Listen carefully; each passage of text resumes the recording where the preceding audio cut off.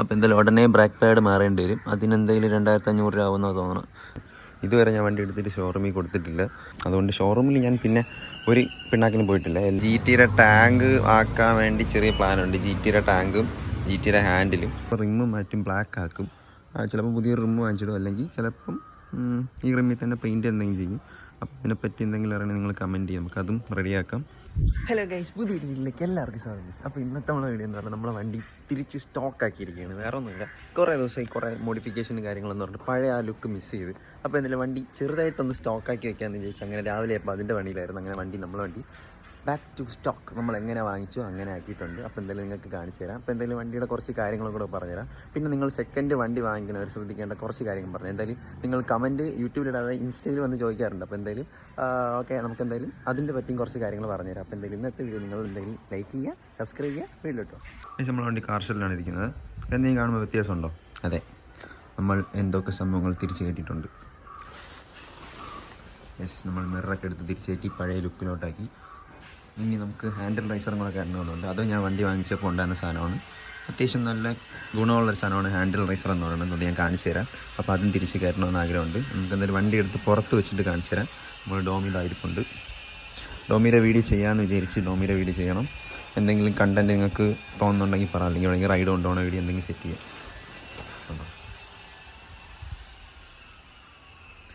ഏകദേശം 1000 കിലോമീറ്റർ അടുപ്പിച്ച് ആയെന്ന് തോന്നണം. അപ്പോൾ അതിൻ്റെ സർവീസും കാര്യങ്ങളൊക്കെ വരുമ്പോൾ അതും കാണിച്ചു തരാം. അപ്പോൾ എന്തായാലും ഇതും കൊണ്ട് എവിടെയും കറങ്ങാൻ പോകുന്ന വീഡിയോ നമുക്ക് ഉടനെ സെറ്റാക്കാം. അപ്പോൾ എന്തായാലും ജോലിക്ക് കൊണ്ടുപോകണോണ്ട് എനിക്കിങ്ങനെ എടുത്തുകൊണ്ട് പോകാൻ പറ്റുന്നില്ല. അപ്പോൾ എന്തായാലും അത് സെറ്റാക്കാം. നമുക്ക് എന്തായാലും വണ്ടി എടുത്ത് പുറത്ത് വെച്ചിട്ട് അതിൻ്റെ എടുക്കാം. അങ്ങനെ നമ്മൾ വണ്ടി എടുത്ത് പുറത്ത് വെച്ചിട്ടുണ്ട്. അപ്പോൾ നമ്മൾ വണ്ടിയിൽ തിരിച്ച് മിറർ കയറ്റിയിട്ടുണ്ട്. കുറേ ദിവസത്തിന് ശേഷമാണ് ഈ ഒരു മിറർ ഈ വണ്ടിയിൽ വരുന്നത്. ഏകദേശം ഒരു 4-5 മാസമായെന്നാണ് ഈ മിറർ ഇതിൽ കയറിയിട്ട് തന്നെ. കണ്ടോ, പക്ഷേ കൊള്ളാം. എന്തോ കുറേ ദിവസത്തിന് ശേഷം കണ്ടതിന് ശേഷം ഒരു രസമുണ്ട്. പിന്നെ എന്തായാലും കുറച്ച് ദൂരോട്ടൊക്കെ പോകുന്നുണ്ട്. അപ്പോൾ എന്തായാലും മിറർ ഇല്ലെങ്കിൽ അൻശോകമാണ്. മറ്റേ സൈഡ് മിറർ കാണാൻ പറ്റില്ല. അപ്പം എന്തായാലും ഈ മിറർ തന്നെ വെച്ച് കാണാൻ പറ്റും. അപ്പോൾ എന്തായാലും തിരിച്ച് ഈ മിറർ കയറ്റിയിട്ടുണ്ട്. എന്തോ ഒരു വൃത്തികേടുണ്ട്, 2 ചെവി പോലെയൊക്കെ നിൽപ്പുണ്ട്. ശരിയില്ല, നമുക്കിത് ഊരാൻ എളുപ്പമാണല്ലോ, ഇത് കറക്കി ഊരിയാൽ മതിയല്ലോ. അപ്പോൾ എന്തായാലും പെട്ടെന്ന് എന്തെങ്കിലും എവിടെയെങ്കിലും ഊരണമെന്ന് വന്നാൽ ഊരാം. ഇനി തിരിച്ച് ഗ്രാബ് എടുത്ത് കയറ്റണം.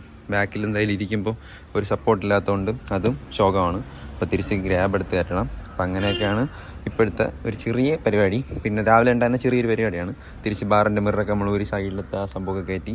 പിന്നെ ഇനി ഹാൻഡിൽ റൈസറുണ്ട്, അത് പറ്റുമെന്നുണ്ടെങ്കിൽ അതെടുത്ത് വയ്ക്കണം. അതിനി ഈ കേബിൾ, ക്ലച്ച് കേബിൾ വലിഞ്ഞു പോയാൽ വയ്ക്കാൻ പറ്റില്ല. അപ്പോൾ അതൊന്ന് നോക്കിയിട്ട് അത് പറ്റുമെന്നുണ്ടെങ്കിൽ അതെടുത്ത് സെറ്റ് ചെയ്യണം. അപ്പം അതാണ് ഇതിൽ എക്സ്ട്രാ സ്റ്റോക്കായിട്ട് കയറ്റാൻ പോണ സ്റ്റോക്കായിട്ട് ഇരിക്കാൻ വേണ്ടി ചെയ്യാൻ പോണ സാധനങ്ങൾ. ഗ്രാബ് എന്തായാലും എടുത്ത് വയ്ക്കണം, അതും വെച്ചിട്ടുണ്ട്. വേറെ ഒന്നും കാണാൻ വലിയ കുഴപ്പമില്ല. ഉണ്ടോ, സ്റ്റോക്ക് ലുക്കായില്ലേ, മൺഗാർഡ് നിൽക്കണ്ട, അല്ലാതെ തന്നെ സ്റ്റോക്ക് ലുക്കായില്ലേ. അപ്പോൾ എന്തായാലും അതൊക്കെയാണ് നമ്മളുടെ വണ്ടിയുടെ പുതിയ പരിപാടീസ്. കണ്ടോ, സ്റ്റോക്ക് ആയപ്പോൾ ലുക്കുണ്ടല്ലേ, ലുക്കുണ്ട്. പക്ഷെ വെയിലടിക്കൊണ്ട് കാണാൻ പറ്റില്ല. കൊള്ളാമല്ലേ. അപ്പോൾ നമുക്ക് എന്തായാലും ഇതിൽ കുറച്ച് സംഭവങ്ങളൊക്കെ മാറാനുണ്ട്. ബ്രേക്ക് പാഡെല്ലാം തീർന്നെന്നാണ് തോന്നുന്നത്. ഫ്രണ്ട് ബ്രേക്കൊക്കെ നല്ല കുറവുണ്ട്. ഇടയ്ക്ക് ഇതിൻ്റെ കിറ്റും കാര്യങ്ങളൊക്കെ മാറ്റിയാണ്. ഫ്രണ്ട് ബ്രേക്ക് കുറവുണ്ട്. അപ്പോൾ എന്തായാലും ഉടനെ ബ്രേക്ക് പാഡ് മാറേണ്ടി വരും. അതിനെന്തെങ്കിലും 2500 രൂപ ആവുമെന്നാണ് തോന്നുന്നത്. സിന്തേഡിൻ്റെ ബ്രേക്ക് പാഡ് എത്രയെന്ന് എനിക്കറിയില്ല, അറിയാവുന്നവരുണ്ടെങ്കിൽ കമൻറ്റ് ചെയ്യും. അത് നല്ല തീർന്നിട്ടുണ്ട്. ഉണ്ടോ, അതിൽ കുറച്ചേ ഉള്ളൂ. അപ്പോൾ എന്തായാലും അത് മാറാൻ സമയമായി. അതാണെന്നോട് ബ്രേക്ക് വളരെ കുറവാണ് കിട്ടുന്നത്. പിന്നെ ബാക്ക് വലിയ കുഴപ്പമില്ല, എന്നാലും അതും ഒരു 1000 കിലോമീറ്റർ അതും മാറേണ്ടി വരും. എന്തായാലും 18,000 സർവീസ് ഉണ്ട്. ആ സമയത്ത് എന്തായാലും എല്ലാം മാറേണ്ടി വരും. സോ നമുക്കിപ്പോൾ എന്തായാലും കുറച്ച് കാര്യങ്ങൾ പറയാം. അതിന് എൻ്റെ ഓയിൽ ചേഞ്ച് ചെയ്യാനൊക്കെ സമയമായി. ഏകദേശം 8,000 കിലോമീറ്റർ അടിച്ച് 7,000 കിലോമീറ്റർ അടിച്ചായിട്ടുണ്ട്. അപ്പോൾ അതിൻ്റെ ഓയിലൊക്കെ കറുത്ത് തുടങ്ങി. ഇപ്പോൾ അങ്ങോട്ട് ചാഞ്ഞിരിക്കുകയാണ്. ഇതൊക്കെ കറുത്ത് തുടങ്ങി. അപ്പോൾ നിങ്ങൾ ശ്രദ്ധിക്കുക ഈ സംഭവം. ഇത് കറുത്ത് തുടങ്ങി കഴിഞ്ഞാൽ ഇത് മാറ്റേണ്ടതാണ്. 7,000 ആയിട്ടുണ്ട്. നല്ല കറുത്ത് കഴിഞ്ഞാൽ മാറ്റണം. അപ്പോൾ അതിനും കുറേ പൈസ കണ്ടെത്തിയിരിക്കുന്നു. അപ്പോൾ കുറേ പരിപാടിയുണ്ട് ഇതിൽ. ഇതവിടെ ഫെയിം വരുന്നു, വീടെടുത്തുകൊണ്ടിരിക്കുകയാണ്. അപ്പോൾ എന്തായാലും ഒരു സ്ഥലം വരെ പോകാൻ വേണ്ടി അവൻ വരുന്നിരിക്കുകയാണ്. അപ്പോൾ നമുക്ക് വേണ്ടി പക്ഷേ ഈ ലുക്കാക്കിയപ്പോൾ എന്തോ ഒരു വൃത്തികേടുണ്ട്. പക്ഷേ കുഴപ്പമില്ല. എന്തായാലും വണ്ടി ഇപ്പോൾ റിസർവാണ്. വണ്ടിയിൽ ഫ്യൂലും കാര്യങ്ങളൊക്കെ അടിക്കണം. പറഞ്ഞ വണ്ടി സ്റ്റോക്ക് ലുക്കാക്കി സെറ്റാക്കി വെച്ചിട്ടുണ്ട്. കണ്ടോ, മിററൊക്കെ കയറ്റി നൈസാക്കി വെച്ചിട്ടുണ്ട്. അപ്പോൾ 2-3 പേര് ചോദിച്ചായിരുന്നു വണ്ടി സർവീസ് ചെയ്യുന്നത് എവിടെയാണ്, വണ്ടി സർവീസ് ചെയ്യുന്ന ഷോറൂമിലാണോ അതോ സാധാ കടയിലാണോ ചോദിച്ചായിരുന്നു. നമ്മൾ സർവീസ് ചെയ്യുന്നത് സാധാ കടയിലാണ്. സാധാ കടയെന്ന് പറഞ്ഞാൽ ഇങ്ങനത്തെ ബൈക്ക് സർവീസ് അറിയുന്ന കടയിലാണ് നമ്മളെ പണിയെല്ലാം ചെയ്യുന്നത്. ഷോറൂമിൽ കൊടുക്കാറില്ല. ഷോറൂമിൽ കൊടുക്കാത്തതിൻ്റെ മെയിൻ കാരണം എന്ന് പറഞ്ഞാൽ ഞാൻ ഇടയ്ക്ക് ഡിസ്കിനൊരു ശബ്ദം ഉണ്ടെന്ന് പറഞ്ഞ് ഷോറൂമല്ല സർവീസ് സ്റ്റേഷനിൽ കൊണ്ട് കാണിച്ചു തന്നു, റോയൽ എൻഫീൽഡിൻ്റെ. അപ്പോൾ അവർ പറഞ്ഞു ഇത് ഉടനെ മാറ്റണം, 7,200 രൂപ ഉടനെ മാറ്റിക്കോ അല്ലെങ്കിൽ പണിയാണെന്ന് പറഞ്ഞു. പക്ഷേ അത് GTക്കും ഇൻട്രസെപ്റ്ററിന് വരുന്ന ശബ്ദമാണ്. ഈ ഫ്രണ്ട് ബ്രേക്ക് പിടിച്ചിട്ട് ഫ്രണ്ട് ഷേക്ക് ഇതാക്കുമ്പം ടക്ക് ടക്ക് ടക്ക് എന്ന് കേൾക്കുന്നത്. അപ്പോൾ ഒറ്റയ്ക്കായതുകൊണ്ട് കേൾക്കുമെന്ന് അറിയില്ല. കേൾക്കുന്നില്ല. അങ്ങനെ ഒരു ശബ്ദം കേൾക്കും. ഈ ഫ്രണ്ട് ബ്രേക്ക് പിടിച്ചിട്ട് ഫ്രണ്ട് ഷേക്ക് ഇതാക്കുമ്പോൾ ഡിസ്കിൻ്റെ ഇവിടെ നിന്ന് ഇങ്ങനെ ഒരു ശബ്ദം കേൾക്കും. ടക്ക് ടക്ക് ടക്ക് കേൾക്കും. അപ്പോൾ അത് ഓൾറെഡി ഇങ്ങനത്തെ വണ്ടിക്ക് ഉള്ളതാണ്. അപ്പം ഷോറൂമിൽ ഇപ്പോൾ അവരുടനെ പറഞ്ഞു ഇത് ഡിസ്കിൻ്റെ കംപ്ലൈൻ്റ് ആണ്, ഡിസ്ക് മാറ്റണം എന്നൊക്കെ പറഞ്ഞു. അതുകൊണ്ട് ഷോറൂമിൽ ഞാൻ പിന്നെ ഒരു പിണ്ണാക്കിന് പോയിട്ടില്ല. എല്ലാം ഇവിടെ ഉദയംകുളങ്കര എന്ന് പറഞ്ഞാൽ ഞേറ്റിങ്കര ഉദയംകുളങ്കര റൈഡേഴ്സ് കഫേ എന്ന് പറഞ്ഞ സ്ഥലത്താണ്. പഴയ വീഡിയോസ് നോക്കിക്കഴിഞ്ഞാൽ കാണാൻ പറ്റും. അതിലാണ് ഞാൻ മെയിനായിട്ട് എല്ലാം ചെയ്യണത്. ഈ സർവീസ് കോസ്റ്റും കാര്യങ്ങളൊന്നും ആവില്ല. എന്തായാലും ഒരു 300-400 രൂപയെ എന്തെങ്കിലും വലിയ മേജർ പണിക്ക് അയാളുടെ കൂലിയായിട്ട് വാങ്ങുന്നുള്ളൂ. അല്ലാതെ ബാക്കി വൃത്തിയായിട്ട് ക്ലീനായിട്ട് ചെയ്തു തരും. അതുകൊണ്ടാണ് ഞാൻ പിന്നെ എപ്പോഴായാലും ചുമ്മാ എന്ത് ചെറിയ പണി വന്നാലും ഞാൻ അവിടെ തന്നെ കൊണ്ടു കൊടുക്കുന്നത്. എന്തായാലും ഷോറൂമിൽ ഞാൻ കയറ്റാറില്ല. ഇനി അടുത്ത സർവീസിനും അവിടെ തന്നെ കൊടുത്ത് ചെയ്യും. ഇനിയിപ്പം ഇടയ്ക്ക് MC കിറ്റ് മാറിയതും എല്ലാം അവിടെ നിന്ന് തന്നെയാണ്. എല്ലാം ഞാൻ വണ്ടിയിൽ എന്തൊക്കെ ചെയ്തിട്ടുണ്ടോ എല്ലാം ആ സ്ഥലത്ത് തന്നെയാണ്. ഞാൻ വേണമെങ്കിൽ മെൻഷൻ ചെയ്യിക്കാൻ താഴെ റൈഡേഴ്സ് കഫേ എന്നാണ് ആ കടയുടെ പേര്.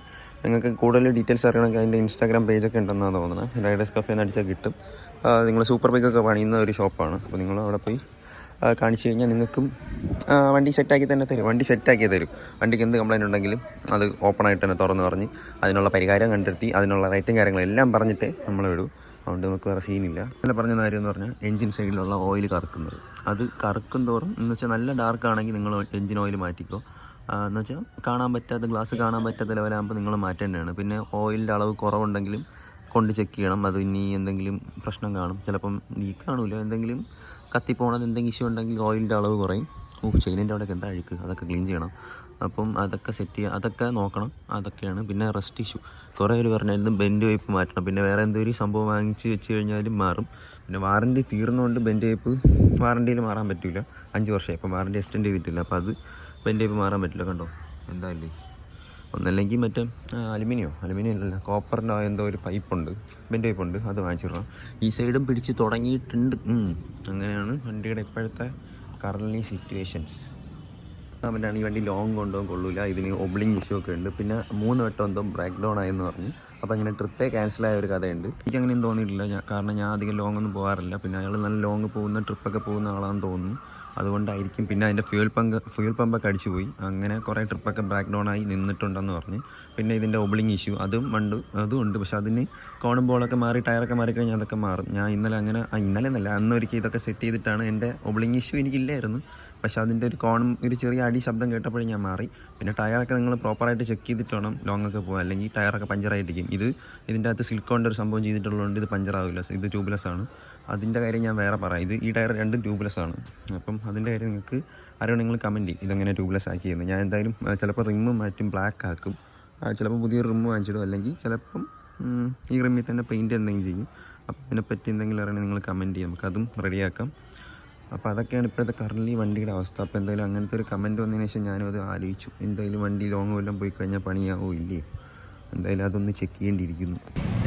3 പാർട്ടായിട്ട് കട്ട് ചെയ്താണ് വീഡിയോ എടുത്തത്. രാവിലെ കോളേജിൽ പോയി, അതിനുശേഷം പിന്നെ വീഡിയോ എടുക്കാൻ പറ്റില്ല. അപ്പോൾ എന്തായാലും നമ്മളെ ബാക്കിൽ ഫ്രണ്ടിൽ വണ്ടിയുണ്ട്.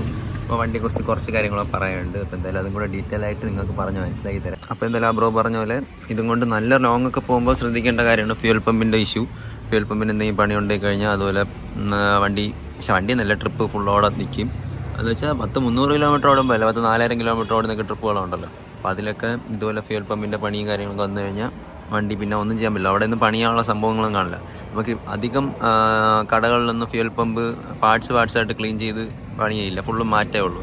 ഫ്യൂൽ പമ്പ് ഏകദേശം 13,000 രൂപ എന്തോ, അതുകൊണ്ട് ആരും അതും ചെയ്യാൻ പോകില്ല. അതുകൊണ്ട് ലോങ്ങൊക്കെ പോണ സമയത്ത് അതൊക്കെ ചെക്ക് ചെയ്തിട്ട് പോകുമ്പോഴേക്കും ബെറ്റർ. കാരണം ചെക്ക് ചെയ്യണമെന്ന് വെച്ചാൽ അതിൽ ഒരു പേപ്പർ പോലത്തെ സംഭവമൊക്കെ ഉണ്ട്, അതൊക്കെ കരട് കയറിയിരുന്ന ഫ്യൂല് കറക്റ്റായിട്ട് പോകാതെ അത് അടഞ്ഞ് വണ്ടി ഓണാവുക പോലും ഇല്ല.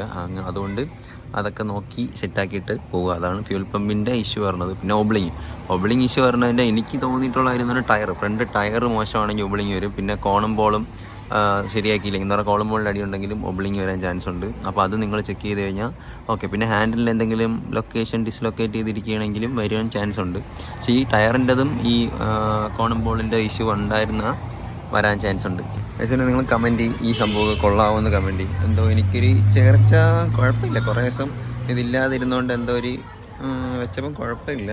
പക്ഷെ നിങ്ങൾക്ക് ഇഷ്ടമായോ ഇല്ലെന്ന് കമൻറ്റ് ചെയ്യും. നമുക്ക് എന്തായാലും GTയുടെ ടാങ്ക് ആക്കാൻ വേണ്ടി ചെറിയ പ്ലാനുണ്ട്. GTയുടെ ടാങ്കും GTയുടെ ഹാൻഡിലും. അപ്പോൾ അതാക്കി കഴിഞ്ഞാൽ അസൽ GT ആയല്ലോ. എനിക്ക് GTയാണ് കുറച്ചുകൂടെ ഇഷ്ടം. അപ്പോൾ എന്തായാലും GTയുടെ ടാങ്കും GTയുടെ ഹാൻഡിലാക്കാൻ പ്ലാനുണ്ട്. അപ്പോൾ ഞാൻ പ്രൈസിൻ്റെ കാര്യമൊക്കെ വിളിച്ച് ചോദിച്ചായിരുന്നു. അപ്പം നിങ്ങൾക്ക് അതിനോട് താല്പര്യം എന്താ വെച്ചാൽ നിങ്ങൾക്കും GT-ലോട്ടാക്കാൻ ഇൻട്രസ്റ്റ് ഉണ്ടെങ്കിൽ നിങ്ങൾ കമൻറ്റ് ചെയ്യും. നമുക്ക് എന്തായാലും അത് സെറ്റ് ചെയ്യാം. ഈ ടാങ്ക് നമുക്ക് വച്ചിരിക്കാമല്ലോ, അപ്പോൾ മാറ്റി വയ്ക്കാമല്ലോ. അപ്പോൾ എന്തായാലും അതും നമുക്ക് റെഡിയാക്കാം. അത് കൊള്ളായിരിക്കും. GT-യുടെ ടാങ്കും ഇതും വയ്ക്കുമ്പോൾ അടിപൊളിയായിരിക്കും എന്ന് പ്രതീക്ഷിക്കുന്നു. പിന്നെ കുറച്ച് പേര് പറഞ്ഞ് ഹെഡ്ലൈറ്റ് മാറ്റും. പക്ഷേ എനിക്ക് ഈ ഹെഡ്ലൈറ്റാണ് കുറച്ചുകൂടെ ഇഷ്ടം. മറ്റേ LED ഹെഡ്ലൈറ്റ് ഇല്ലേ, അതാക്കണേക്കാളും സ്റ്റോക്ക് ലൈറ്റ് നല്ല രസമുണ്ട് കാണാൻ. ഫോട്ടോ ഒക്കെ എടുക്കുമ്പോൾ സ്റ്റോക്ക് ലൈറ്റ് പ്രത്യേക രസമാണ്. പക്ഷേ ചാർജ് നിൽക്കണമെങ്കിൽ LED ലൈറ്റ് ആയി കഴിഞ്ഞാൽ കുറച്ചുകൂടെ ചാർജ് നിൽക്കുമെന്നാണ് തോന്നുന്നത്. പിന്നെ എൻ്റെ ക്ലച്ച് ഏതാണെന്നൊക്കെ ചോദിച്ചായിരുന്നു. ഇത് ഈസി ക്ലച്ചാണ്, ഒരു രക്ഷയില്ലെന്നാണ് പറയുന്നത്. 3200 രൂപയാണ് വില. എനിക്ക് വണ്ടി വാങ്ങിച്ചപ്പോൾ അതിലൂടെ എക്സ്ട്രാ കിട്ടിയ സാധനമാണ്. എന്ന് വെച്ചാൽ ഞാൻ അല്ലാതെ ഫിറ്റ് ചെയ്തതാണ്. അതിൻ്റെ വീഡിയോ ഞാൻ ഓൾറെഡി ചെയ്തിട്ടുണ്ട്.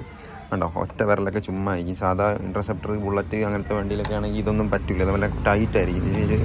എനിക്ക് ഒറ്റ വിരലിൽ കണ്ടോ ഇത്രയേ ഉള്ളൂ. ഇതിൻ്റെ സംഭവം വരുന്നുണ്ട്. ഇതിങ്ങനെ വന്നിട്ട് ഇവിടെ ഒരു സംഭവമൊക്കെ വെച്ചിട്ട് ഇവിടെ വരുന്നുണ്ട്. ഇത്രയേ ഉള്ളൂ. അത് വെച്ചുകൊണ്ട് മാത്രമാണ് എൻ്റെ ഹാൻഡിൽ റൈസർ ഊരി മാറ്റിയത്. അല്ലെങ്കിൽ എനിക്ക് ഹാൻഡിൽ റൈസർ വയ്ക്കാൻ പറ്റുമായിരുന്നു. അതിപ്പം ഇതുള്ളതുകൊണ്ട് ഹാൻഡിൽ റൈസർ വയ്ക്കാൻ പറ്റില്ല. അപ്പം ഇനി ഹാൻഡിൽ റൈസർ വയ്ക്കണമെങ്കിൽ ഇത് ഊരി മാറ്റിയിട്ട് സാധാ ക്ലച്ചാക്കിയിൽ വയ്ക്കാൻ പറ്റും. അതുകൊണ്ട് ഞാൻ ഇപ്പം എന്തായാലും ഹാൻഡിൽ റൈസർ സെറ്റ് ചെയ്യില്ല, അല്ലെങ്കിൽ അത് വയ്ക്കാമെന്ന് വിചാരിച്ചാണ്. പിന്നെ നമ്മൾ ടാങ്കിലല്ല, എൻജിൻ സൈഡിലൊക്കെ കണ്ടോ പിന്നെയും പഴയതുപോലെ മറ്റേ ഒരു സംഭവം പിടിക്കുന്നുണ്ട്. ഇതിന് മെറ്റൽ പോളിഷ് വാങ്ങിച്ച് ഒന്നല്ലെങ്കിൽ തേച്ച് കളയുക, അല്ലെങ്കിൽ ബഫ് ചെയ്യുക. ബഫ് ചെയ്ത് കഴിഞ്ഞാൽ എഞ്ചിൻ്റെ കട്ടി കുറയും, അതാണ് ബഫ് ചെയ്യാത്തത്. അല്ലെങ്കിൽ പോളിഷ് വാങ്ങിച്ച് തേച്ച് കളയുക. അതൊക്കെ കുറച്ച് പരിപാടിയുണ്ട്. ഇപ്പോൾ എന്തായാലും അങ്ങനെ ഇരിക്കും. ഇപ്പോൾ നല്ല വൃത്തിയുണ്ട്, ഇപ്പോൾ നല്ല തിളങ്ങിയല്ലിരിക്കുന്നത്, അതുകൊണ്ട് വേറെ സീനില്ല. പിന്നെ പ്രോ ഡിസ്ക് ആക്കാൻ പറഞ്ഞവരോടും പ്രോ ഡിസ്ക് വയ്ക്കണമെങ്കിൽ കുറച്ചൊക്കെ പ്രശ്നമുണ്ട്. വലിയ പ്രോ ഡിസ്ക് വെച്ച് കഴിഞ്ഞാൽ, ഫുൾ കവർ പ്രോ ഡിസ്ക് വെച്ച് കഴിഞ്ഞാൽ എയർ അടിക്കുമ്പം വണ്ടി ഹൈവേയിലൊക്കെ ആണെങ്കിൽ അങ്ങോട്ടും ഇങ്ങോട്ടും പോകാൻ ചാൻസ് ഉണ്ട്, ലാത്താൻ ചാൻസ് ഉണ്ട്. അതുകൊണ്ട് പ്രോ ഡിസ്കിൻ്റെ കാര്യവും സെറ്റല്ല. പിന്നെ ഇത് ഈ കളറായതുകൊണ്ട് പ്രോ ഡിസ്ക് വെച്ചാൽ ചേരൂല. ബ്ലാക്ക് ആയി കഴിഞ്ഞാൽ കുഴപ്പമില്ല. അതുകൊണ്ട് അത് നോക്കിയിട്ടൊക്കെ സെറ്റ് ചെയ്യാം. നമുക്ക് വാങ്ങിച്ചിട്ട് വയ്ക്കുക വേണ്ടതൊക്കെ പിന്നെ ചിന്തിക്കാമല്ലോ. അപ്പോൾ അതൊക്കെയാണ് നമ്മളെ വണ്ടിയുടെ പുതിയ ഓരോരോ വിശേഷങ്ങൾ. പിന്നെ നിങ്ങൾക്ക് എന്തെങ്കിലും ട്രിപ്പ് പോകുന്ന വീഡിയോസൊക്കെ ചെയ്യാമെന്ന് വിചാരിച്ചു. ഇപ്പോൾ എന്തായാലും ഈ ശനിയാഴ്ചയോ എന്തെങ്കിലും എവിടെയെങ്കിലും പോയി നമുക്ക് ട്രിപ്പ് പോകുന്ന വീഡിയോയും കാര്യങ്ങളും സെറ്റ് ചെയ്യാം. പിന്നെ ഓഫ് റോഡ് അടിക്കാനാണ് എനിക്ക് കൂടുതൽ ആഗ്രഹം. പക്ഷേ ഇതിനെ കൊണ്ട് ഓഫ് റോഡ് അടിച്ച് എന്തെങ്കിലും മറിഞ്ഞു വീഴുന്നു കഴിഞ്ഞാൽ ഫുള്ളും പോകും. അതാണ് പിന്നെ ചെയ്യാത്തത്. പിന്നെ നമ്മൾ ഡ്യൂക്ക് തരിപ്പുണ്ട്, അപ്പോൾ അതും കൊണ്ട് നമുക്ക് എവിടെയും പോകുന്ന വീഡിയോ ഒക്കെ സെറ്റ് ചെയ്യാം. ഇതും കൊണ്ട് എവിടെയെങ്കിലും ഓഫ് റോഡോ എന്തെങ്കിലും മല കയറുന്ന വീഡിയോ ആണെങ്കിൽ നിങ്ങൾ കമൻറ്റ് ചെയ്യും, നമുക്കെന്നാൽ അതുപോലെയും സെറ്റാക്കാം. പക്ഷേ എന്തായാലും ഇത്രയൊക്കെ തന്നെയാണ് ഇന്നത്തെ വീഡിയോ. എന്തായാലും 3 പാർട്ടായിട്ട് തിരിച്ചൊക്കെയാണ് വീഡിയോ എടുത്ത്. ഇന്നലെ എടുത്ത്, ഇന്ന് രാവിലെ എടുത്തത്, ഇപ്പോൾ രാത്രി വൈകിട്ട് എടുത്ത്. അപ്പോൾ എന്തായാലും നിങ്ങൾക്ക് കുറച്ച് കാര്യം മനസ്സിലായെന്ന് വിചാരിക്കുന്നു. അപ്പോൾ നിങ്ങൾക്ക് എന്തെങ്കിലും അറിയണമെങ്കിൽ കമൻറ്റ് ചെയ്താൽ മതി, നമുക്കത് സെറ്റാക്കാം. അപ്പോൾ എന്തായാലും ബൈ ഗൈസ്, പുതിയ വീഡിയോ വരുന്നവരെ എല്ലാവർക്കും ബൈ. Like and subscribe.